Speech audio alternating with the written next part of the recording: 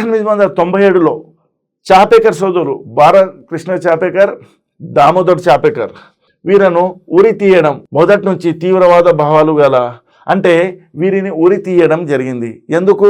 వీరు ఒక బ్రిటిష్ అధికారిని ఆయన్ను హత్య చేయడం అనేది. కాబట్టి వీళ్ళను ఎందుకు క్రూరంగా అణిచివేశారు అంటే ఇటువంటి చర్యలు మళ్ళీ రాకూడదు, ఇటువంటి సందర్భాలు, ఇటువంటి ఆలోచన విధానాన్ని మొగ్గలోనే తుంచివేయాలనే ఉద్దేశంతో ఈ బాలకృష్ణ చాపేకర్, దామోదర్ చాపేకర్ వీళ్ళే సోదరులు. కాబట్టి వీళ్ళని అణిచివేయడం అనేది చాలా ఆ కాలంలో ప్రజలు జీర్ణించుకోలేకపోయారు. ఎందుకంటే దాష్టికాలను ఎంత విన్నవించినా, ఈ విషయం నుంచి మీరు బయటపడండి అంటే బ్రిటిష్ వారిని ఎంత విన్నవించినా, ఎన్ని వినతి పత్రాలు ఇచ్చినా కానీ బ్రిటిష్ వారు ఏం చేస్తున్నారు? దాష్టికానికి పాల్పడి దాష్టికాన్ని పాల్పడుతున్నారు. దీని నుంచి జీర్ణించుకోలేని భారతీయులు ఈ తీవ్రమైనటువంటి బ్రిటిష్ దాష్టికాలకు ఎంత చెప్పినా వాళ్ళు మార్పు చెందకుండా ఇంకా దాష్టికాన్ని పెంచినటువంటి సందర్భంలో భారతీయులు కూడా హింసాయుత పద్ధతులకు పాల్పడ్డారు. ఆ హింసాయుత పద్ధతులకు పాల్పడినటువంటి సందర్భంలో బ్రిటిష్ వారు చట్టాన్ని ఎలా క్రూరంగా ఉపయోగించారు భారతీయులపైన అంటే వారికి ఏ విధమైనటువంటి మార్పు లేకుండా ఉరి తీయడం అనేది చేయడం జరిగింది.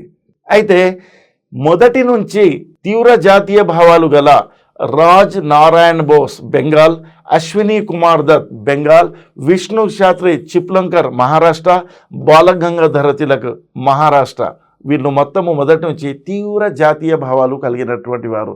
మనము ఏ విధంగా లాలించి పాలించుకుంటూ వాళ్ళను మనం విన్నవించుకుంటే, బ్రిటిష్ వారిని విన్నవించుకుంటే వాళ్ళు ఏ విధంగా కూడా గౌరవించారు. కానీ మనం ఎలా అంటే ధైర్యంతో, సాహసంతో, కండబలంతో బ్రిటిష్ వారిని ఎదిరించి, భౌతికంగా ఎదిరించి మన స్వాతంత్ర్యం అనేది పొందాలి అనే భావాలు కలిగినటువంటి వారు ఎవరు అంటే రాజ్ నారాయణ్ బోస్ బెంగాల్కు చెందినటువంటి వారు. వీరి యొక్క చర్యలు ముందు దశలో మనము చర్చిస్తాం. అశ్విని కుమార్ దాస్ బెంగాల్, ఇక విష్ణు శాస్త్రి చిప్లంకర్ ఇతను మహారాష్ట్రకు చెందినటువంటి వాడు, బాలగంగాధర తిలక్ వీళ్ళు ఏమన్నారు అంటే బ్రిటిష్ వారికి జాతీయ కాంగ్రెస్ మొదటి దశలో నాయకులు అవలంబిస్తున్నటువంటి విధానాలు, చట్ట పరిధిలో అంటే కాన్స్టిట్యూషనల్ పరిధిలో చేస్తున్నటువంటి అలజడి విధానాలు బ్రిటిష్ వారికి ఏ విధంగా నిద్ర మేల్కొనపలేవు. కాబట్టి మనము ఒక నూతన విధానముతో, అదే భౌతికంగా బ్రిటిష్ వారిని భారతదేశాన్ని ఎదిరించడానికి తీసుకునే చొరవ ద్వారా భారతదేశం నుంచి బ్రిటిష్ వారికి ఎదిరించవచ్చును అన్నారు. అదే ఈ విధానము. కాంగ్రెస్లో ఉండడం వల్ల జాతీయవాద ఉద్యమము తీవ్రవాద జాతీయ ఉద్యమంగా రూపుదిద్దుకోండి. ఈ నాయకులు అతివాద భావాలు కలిగినటువంటి వారు.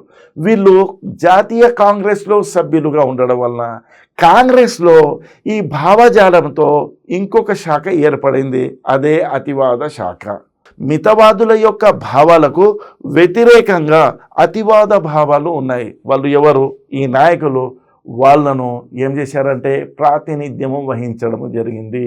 వారే ఈ గొప్ప నాయకులు చాపేకర్ సోదరులు.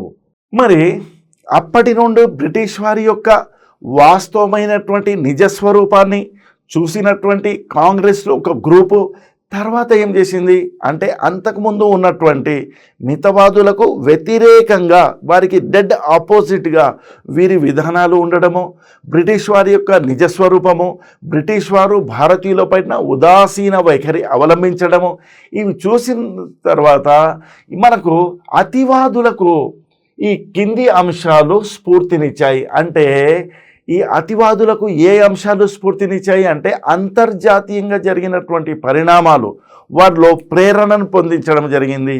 అదే ఈ అంశాలు. 1894లో జపాన్ చైనాపై విజయం సాధించడము.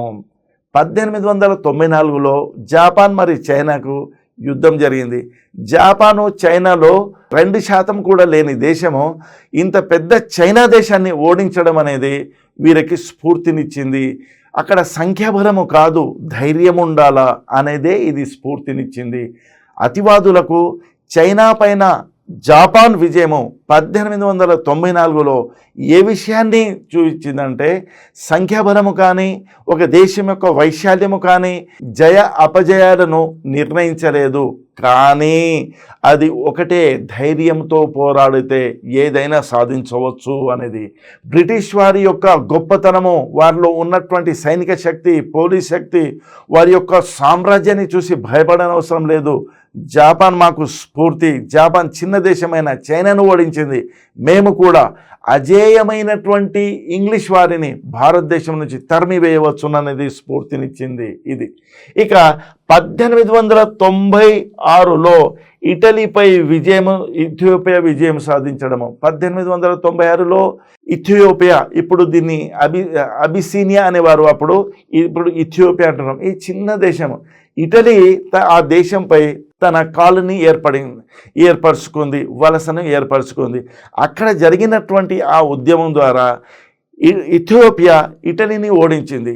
అప్పుడు ఆ కాలంలో ఒక నినాదం ఉండేది. ఆ నినాదం ఏంటంటే యూరోపియన్స్ అజేయులు, వారిని ఎవ్వరు కూడా వారిపైన విజయం సాధించలేరు అనే ఒక నినాదం ఉండేది. ఈ భావన కూడా ప్రతి మనిషిలో నిక్షిప్తమై ఉండింది, వారి యొక్క మనసులో మరియు మెదడులో. కానీ ఆ తెరను ఇథియోపియా 1896లో ఇటలీని ఓడించడం వలన అప్పుడు వీళ్లకు అతివాదులకు ఆ ఆవేశం అనేది పెరిగింది. ఎంత చిన్న దేశము, వెనుకబడిన దేశము, ఆఫ్రికా దేశము, నాగరికత వికాస పరిణామంలో వెనుకబడినటువంటి దేశము ఇటలీ వంటి యూరోపియన్ దేశాన్ని ఓడించడం అనేది అతివాదులకు ప్రేరణ ఇచ్చింది. మేము కూడా మన భారతదేశం నుండి ఈ బ్రిటిష్ వారిని ఎదిరించవచ్చు. అప్పటి వరకు ఉన్నటువంటి మితవాదులను వీళ్ళు వ్యతిరేకించారు. మీరు బ్రిటిష్ వారిని చూసి భయపడుతున్నారు, కానీ ఇథియోపియాను చూడండి, ఎంత చిన్న దేశము ఇటలీ దేశాన్ని ఓడించింది. ఎంతో వెనుకబడినటువంటి దేశం ఇటలీని ఎదిరించింది. ఇటలీ ఓడిపోవడం అనేది ఈ అతివాదులకు బాగా ప్రేరణనిచ్చింది. ఇక 1905లో జపాన్ రష్యాపై విజయం సాధించింది.